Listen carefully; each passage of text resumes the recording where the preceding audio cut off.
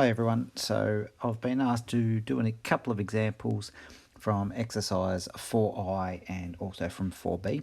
So this first question here that we're looking at is question 5 from 4i, and what we're trying to do here is rewrite these trigonometric expressions in terms of their reference angle. And when we're talking about the reference angle, what we're referring to is that angle in the first quadrant that is symmetrical with the angle that is in our question here. So when I start these problems, the first thing I always do is I draw myself a quick little unit circle diagram and I work out where is the angle in this unit circle. You can see my unit circle doesn't really match up there. There you go, that's a little bit better. So what I'm asking is, where is 280 degrees? And when I'm working with a unit circle, I'm always measuring my angles from the positive x-axis. So I've got to work out where is 280 degrees. What you should know is that the y-axis is 90 degrees. The negative x-axis is 180. The negative y-axis would be 270 degrees. So when I'm asked to find 280, it's going to be 10 degrees past 270. So 280 degrees will be here. Okay, so we want to find the angle that is symmetrical with that in the first quadrant. So my quadrants, this is my first quadrant, second quadrant, third quadrant, fourth quadrant. If you're thinking what on earth is a quadrant, well, quadrant sounds a little bit like quarter. It's sort of like the first quarter of my unit circle, the second quarter, third quarter, fourth quarter of my unit circle. And what we want to do is find the angle that matches this in the first quarter. So the angle that matches, that is symmetrical with 280 degrees in the first quarter, would be 80 degrees. How do I know that? Well, that's got to be 10 degrees, that's got to be 10 degrees, that would also be 80 degrees. So the first quadrant match is 80 degrees. All right, so now we are trying to write sine 280 with using its reference angle. So we know that sine 280 degrees will be related to or linked to this first quadrant reference angle, which is sine of 80 degrees. So we can start by writing an expression that just says sine 280 is equal to sine of 80. But then we've got to think about it a little bit more. Remember, the unit circle is drawn on the Cartesian plane or on the xy axis. So here, this is the positive y-axis, and this is the negative y-axis. And the sine value is linked to the vertical height for that angle. So sine of 280 is on the negative y-axis, and sine of 80 is on the positive y-axis.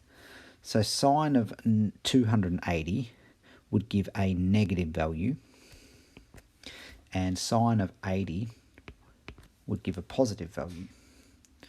So one way you can think about this is if I use a little bit of algebra and I multiply both sides by -1, I can say that sine of 280 will be equal to negative sine of 80. And that's what we're actually trying to write. We're trying to write sine of 280 in terms of its reference angle. So sine of 280 will be exactly the same as negative sine of 80. And if you don't believe me, type them both into your calculator and see if they equal the same value. Let's have a look at one more problem there. I will choose, actually I might do two more. I might do a cos one and I will do a tan problem as well. So let's just work our way down. Let's do E next. Let's do cos of 125. As I mentioned, first thing I always do is I draw myself a quick unit circle. to help me visualize what is going on. Doesn't have to be perfect, that's pretty good. And we have to work out where is 125 degrees. So we know this is 90, we know this is 180. 125 has to be somewhere between them, and I can work out it's going to be about here. And 125, well, that would be 35 degrees past 90, or 55 degrees before 180. Okay, so where is the symmetrical angle in my first quadrant? Where is that reference angle? Right, so that would be this angle here. And that would have to be 35, and this would also have to be 55. And we always write our sine, cosine, and tan from the positive x-axis. So I'm not going to use that one. I'm going to use this angle from the positive x-axis, which is 55 degrees. So what does that all mean? It means that cosine of 125 must have something, some relationship with cosine of 55 degrees. All right. So now what we have to do is we have to work out if it's positive or negative. Now, cosine is the horizontal length. So here it is the positive x-axis, and this would give the cosine of 55 would give a positive number. But cosine of 125, that's all the way around here, that gives me a negative value because it is on the negative x-axis. So cosine of 125 would be a negative number. So if we know cosine of 125 is going to be a negative number, then what I need to do is I need to say very simply that cosine of 125 will be equal to negative cosine of 55. And we don't technically have to worry about this multiplying both sides by -1. You've just got to work out whether it's going to be a negative or a positive answer. My first quadrant answer will always be a positive number. So if my actual angle is in a place where it's negative, then I need to add that negative sign in there. All right, let's pick one more. Let's do tan of, which one am I going to do? I'm going to do tan of 227. So let's do tan of 227. First step, unit circle. Work out where 227 degrees is.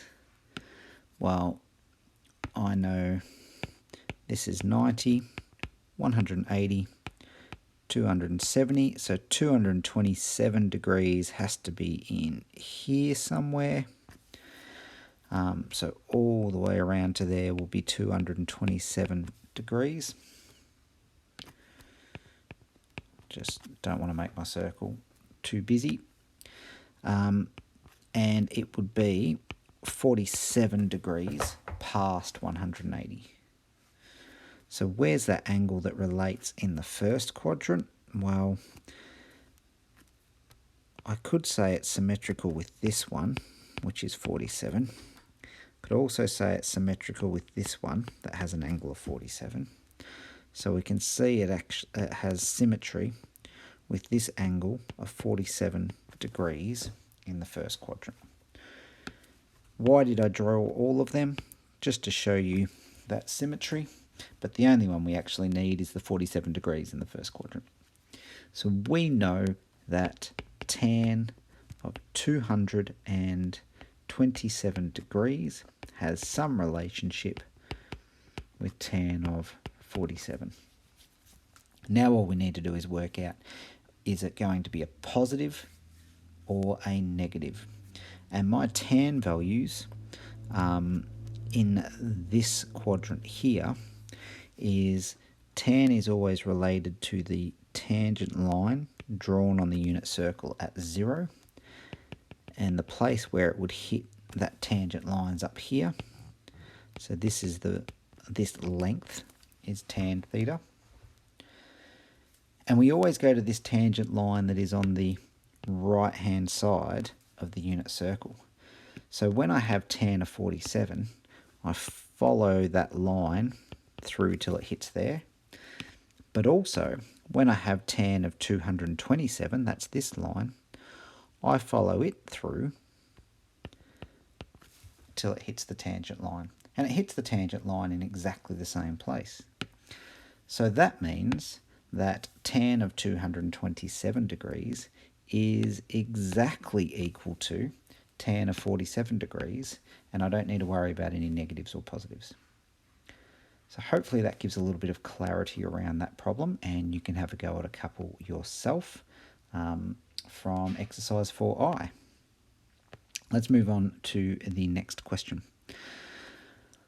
So this is from exercise 4b, and it's question 9. This question is asking us to find some angles. So we're using inverse trig functions, and we're working with right angle triangles at this stage. So we haven't done anything on non-right angle triangles at this stage. And the hint there is we can actually see that they've drawn for us the right angle triangle down here. So we can sort of say, probably got something to do with right angle triangles. Let's try and use a right angle triangle. I'm actually going to do something here. I'm going to draw 2 right angle triangles to help me solve this problem. My first right angle triangle is this big one. And this big right angle triangle looks a little bit like this. And let's label the sides or the vertices as they are in the diagram. That's A, that's O, that's C. And the length from A to C will be 3 meters, because we have to add the 1 and the 2. And the length on the other side will also be 3 meters. What I also have is this smaller right angle triangle. I'll draw it obviously smaller. Label it this time O, B, and C. And this time I've got 2 and I've got 3. Okay, the question asks me to find correct to 1 decimal place, where necessary, the angle AOC. So let's find AOC first.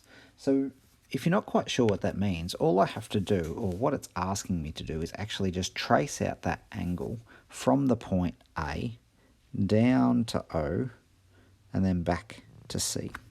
And when we trace out those letters, A, O, C, we form an angle in here. So it's asking me to find this angle. So let's formalize that. Let's find this angle here, and I'm going to call it theta. Okay, how do I do that? I use right angle trigonometry. This is the opposite. This is the adjacent. And I can actually take a shortcut here, but I'm going to do it using trig because that's what we've been practicing.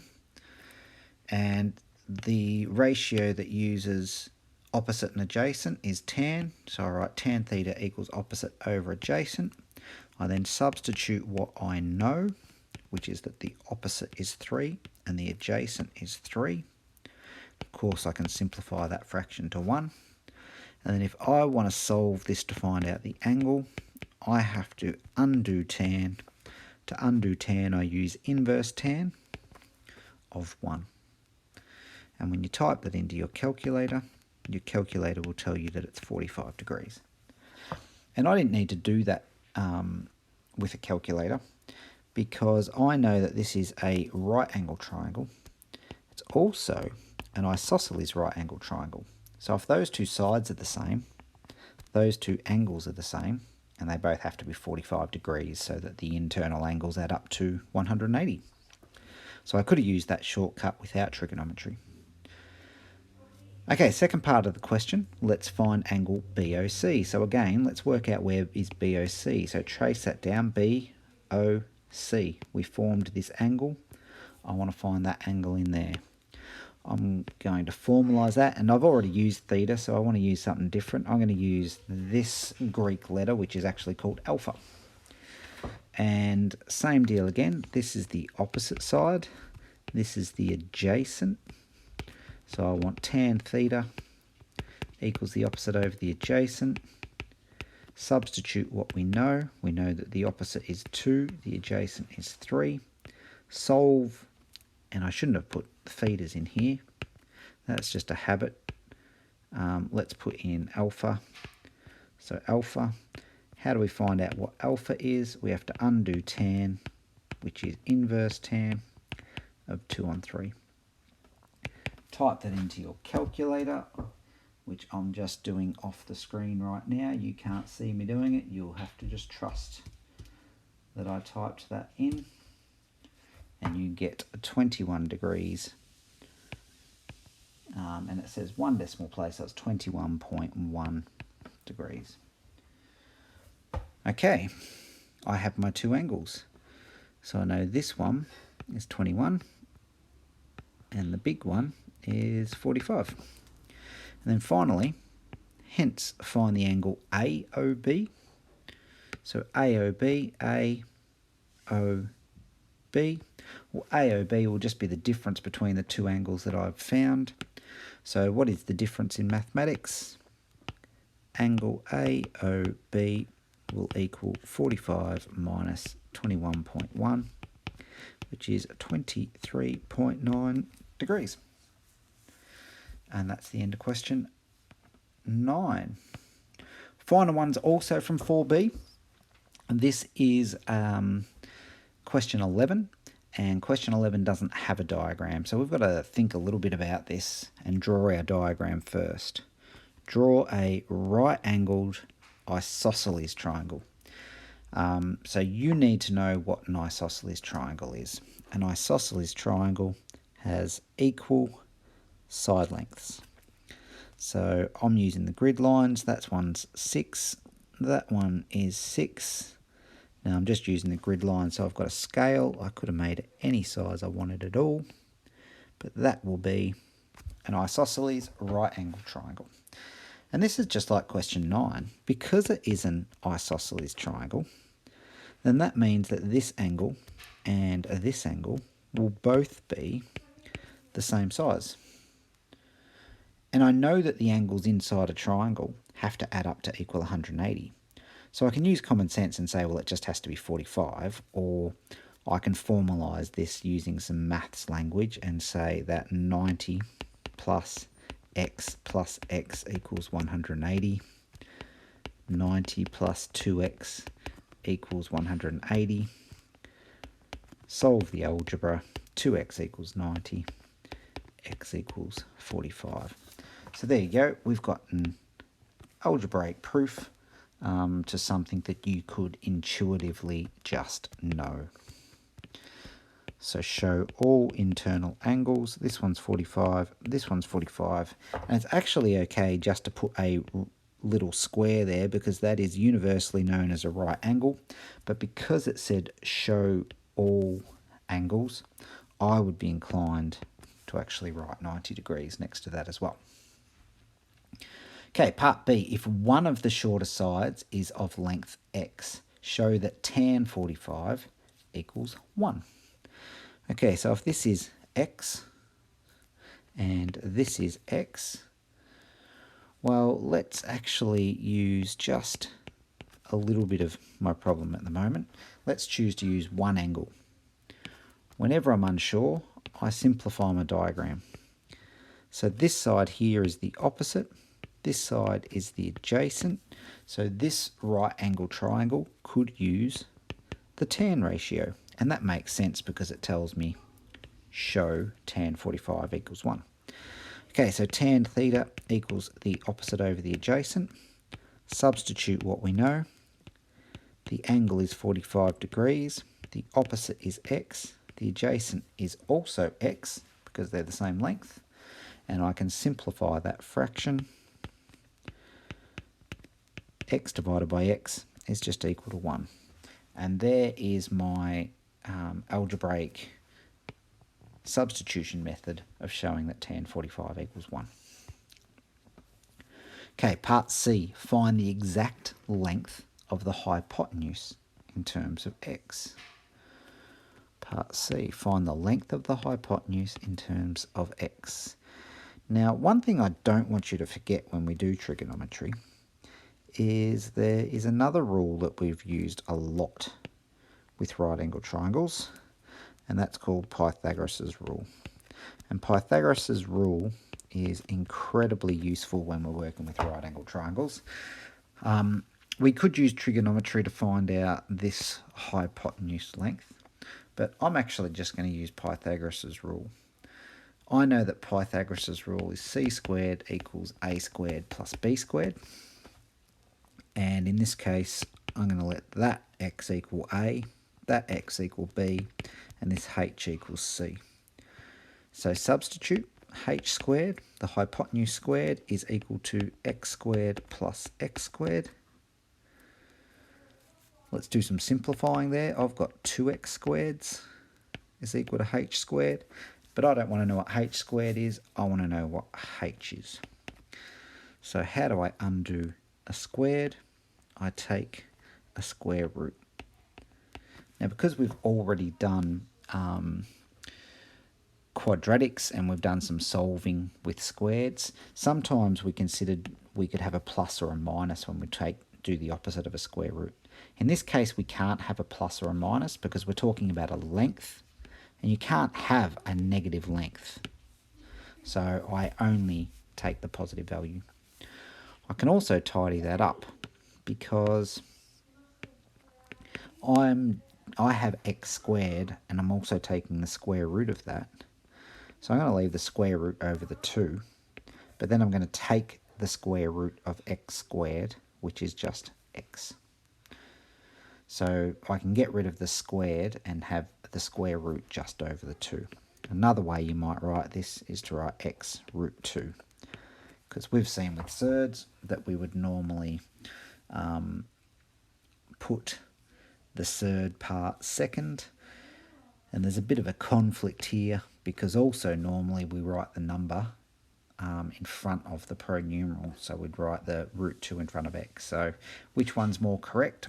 I would probably use this one, but I would mark them both as correct. Okay, that's part C. So the final part, show that sine 45 equals cos 45. So I've got to show that sine 45 is the same as cos 45. All right, so let's go to part D. Let's put in all of our information that we have here. And notice that I'm redrawing a triangle every time I start a new problem. And that is just so that I only include the information that I want and need. So I'm going to just include a 45-degree angle. So here we can label our sides. This is O, A, H, and sine 45 will be equal to the opposite over the hypotenuse. Sine of 45 will be equal to x over root 2x. And sine 45, we can cancel out those x's. Don't forget to leave a 1 on the top, is the same as 1 over root 2. All right, let's use cosine now, cos.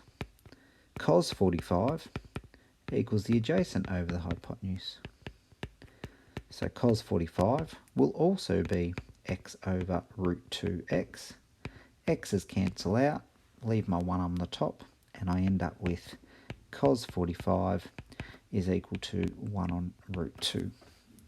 Now don't forget to actually answer the question here. The question says, show that sine of 45 degrees is equal to cosine of 45 degrees.